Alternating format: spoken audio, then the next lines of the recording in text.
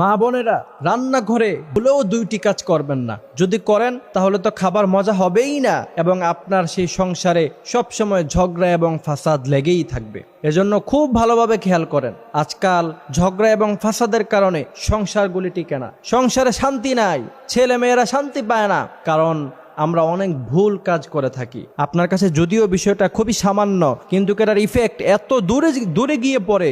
যদি এই ভুলগুলি আপনি করেন তাহলে হতে পারে আপনার সংসারও টিকবে না, আপনার সংসার হয়তো ভেঙ্গেও যেতে পারে। তো এই জন্য খুব ভালোভাবে খেয়াল করবেন। মা বোনেরা, রান্নাঘরে ভুলেও যে দুইটি কাজ করবেন না, তার মধ্য থেকে এক নাম্বার হলো, আপনি যখন রান্নাঘরে প্রবেশ করবেন তখন আপনি রান্নার কাজ শুরু করার আগে বিসমিল্লাহ বলা ছাড়া রান্নার কোনো কাজ আপনি শুরু করবেন না। বিসমিল্লাহির রহমানির রহিম বলে আপনি রান্নার কাজ শুরু করবেন।